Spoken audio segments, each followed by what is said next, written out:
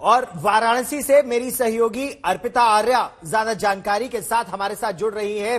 वाराणसी में कहा यह जाता है अर्पिता कि सभी को मालूम था कि शिवलिंग उसी ज्ञानवापी परिसर में है, लेकिन क्या लोगों को यह मालूम था कि वजूखाने में तालाब के अंदर वो होगा? और वाराणसी में किस तरह की प्रतिक्रिया इस समय आपको नजर आ रही है लोगों की?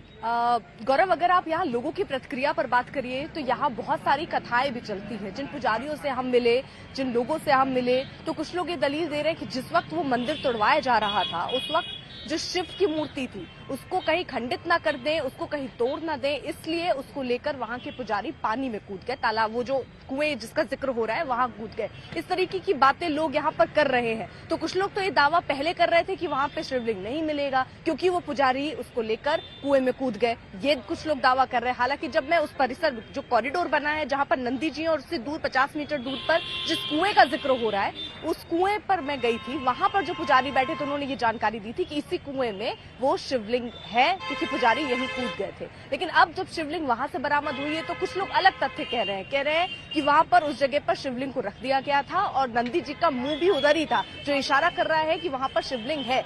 लेकिन अब उस शिवलिंग को भी दो बातें कही जा रही हैं। जहां हिंदू पक्ष कह रहा है कि वो शिवलिंग का ही आकार है, वो शिवलिंग ही है, वहीं मुस्लिम पक्ष कह रहा है कि शिवलिंग में सुराख नहीं होता है। वहां पर सुराख है। जो टीम गई थी उसने वहां एक लकड़ी जैसा लकड़ीनुमा एक चीज वहां डाली जिसकी जो करीब इतनी आप समझिए 10 से 12 मीटर दूरी पर वो गई। तो लोगों का ये कहना है कि सुराख है वहां पर, जो सुराख शिवलिंग में नहीं होता, वो फव्वारा ही है, लेकिन बहुत पुराना था इसलिए वो चल नहीं रहा है। तो ये सारी दलीलें दी जा रही हैं। वहीं एक दीवार जिसका जिक्र हो रहा है, कहा जा रहा है वहां मलबा है और उस मलबे को हटाकर वहां खंडित देवी देवता हो सकते हैं, इसलिए वहां पर भी वीडियोग्राफी हो, ये दलील हिंदू पक्ष की तरफ से दी जा रही है। लेकिन यहाँ पर मुस्लिम पक्ष एक और नया दावा कर रहा है, वो आपको बता दूं जरा गौरव।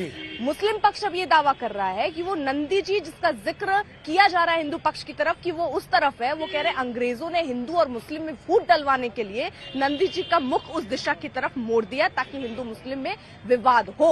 तो अब मुस्लिम पक्ष इस तरीके की दलीलें भी साथ ही साथ दे रहा है और खुलकर अब सामने आ रहा है। तो दोनों तरफ दलीलें दी जा रही है, सच्चाई क्या है वो तो कोर्ट की तरफ पूरा मामला जिस तरह की बातें रुबीना खानम कर रही हैं कि अगर ये तय हो जाता है कि यहाँ मंदिर ही था तो ये परिसर हिंदुओं को सौंप देना चाहिए, क्योंकि अगर किसी मंदिर को खंडित कर मस्जिद बनाई गई तो वहां नमाज नहीं पढ़ी जाती।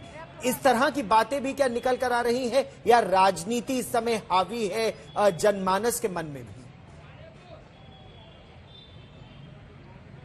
देखिए गौरव, यहाँ दो चीजें हैं। खंडित की जो बात हो रही है, यहाँ पर कुछ हिंदू पक्ष जो है या मुस्लिम पक्ष जो है, मुस्लिम पक्ष अब ये भी दावा कर रहा है कि जो मूर्ति हिंदू परंपरा में कहा जाता है कि अगर कोई मूर्ति खंडित हो जाए तो उसकी पूजा नहीं होती है।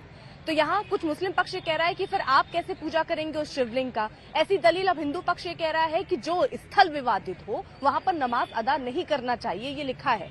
तो ऐसे में उनके ऊपर भी विवाद है और इधर भी विवाद है। तो इसको लेकर भी दो तरीके के विवाद सामने आ रहे हैं कि खंडित मूर्ति की पूजा, अगर मान लीजिए वो शिवलिंग ही है, लेकिन अब वो जैसा कि उसके ऊपर भी आप जो वायरल वीडियो है उसमें देख रहे होंगे कि वहां भी आपको कुछ चक्र जैसी जिसमें 5 खाने बने हुए वो रखा हुआ दिख रहा है। तो कहा जा रहा है वो शिवलिंग जो है वो खंडित हो चुकी है। तो अब मुस्लिम पक्ष कह रहा है कि आपके धर्म में भी तो खंडित चीजों की पूजा नहीं होती है, तो आप अगर शिवलिंग की पूजा करना भी चाह रहे हैं तो कैसे करेंगे। वही हिंदू पक्ष कह रहा है कहना है कि अब जो विवादित स्थल है, क्योंकि वो स्ट्रक्चर तो दिख रहा है, वहां पर कई ऐसी कलाकृतियां दिखी है जैसे स्वास्तिक के निशान, जैसे घंटों के निशान, ये सारे दिख रहे हैं वहां पर। तो वो दिखा रहे हैं कि हो सकता है वहां मंदिर ही हो, जो हिंदू पक्ष दावा कर रहा है। तो अगर आप उस जगह पर नमाज पढ़ रहे हैं तो वो भी आपके धर्म में स्वीकार नहीं है। तो लड़ाई ये दोनों पक्षों में, हिंदू पक्ष और मुस्लिम पक्ष में चल रही है। लेकिन जैसा आप जिक्र कर रहे हैं राजनीति भी इस पर चल रही है। सीधे सीधे अगर हवाला दिया जा रहा है तो 1991 वाला वो एक्ट जिसमें कहा गया 1947 से पहले की जो धर्मस्थल की स्थिति है वो यथास्थिति रहे, दलील तो उसको लेकर दी जा रही है। अच्छा, तीसरी बात जो बहुत लोगों के मन में उत्सुकता है कि तहखाने की पड़ताल की जाए। जो वहां पर एक दीवार बनाई गई है वो दीवार हटाई जाए और देखा जाए तहखाने में क्या है। ऐसा क्या है तहखाने में? हिंदू पक्ष के वकील क्या दावा कर रहे हैं? पुरानी किताबों के आधार पर क्या बातें कही जा रही हैं अर्पिता?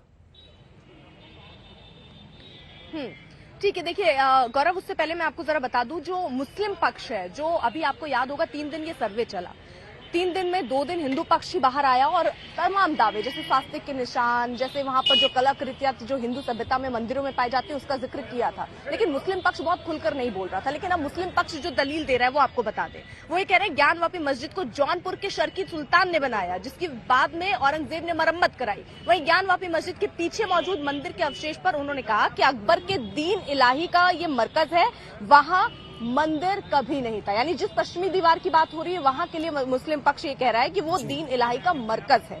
और इसी के साथ वो ये कह रहे हैं कि नंदी के मस्जिद की तरफ होने पर उन्होंने कहा कि इस नंदी को नेपाल के राजा ने 1860 से 80 के बीच में लगवाया था। अंग्रेजों ने हिंदू मुस्लिमों को बांटने के लिए नंदी के मुंह इधर से उधर कर दिया। वहीं जो तहखाने की बात कही जा रही है वो कह रहे हैं तहखाना नहीं है, ये बेसमेंट है, जमीन के अंदर कोई भी तहखाना नहीं है और ये एक ही लेवल पर है क्योंकि मस्जिद एक मंजिला है। तो ये तहखानों को लेकर वो कह रहे हैं कि तहखाना यहाँ पर कोई है नहीं। देखते हैं कि पड़ताल में क्या निकल कर आता है।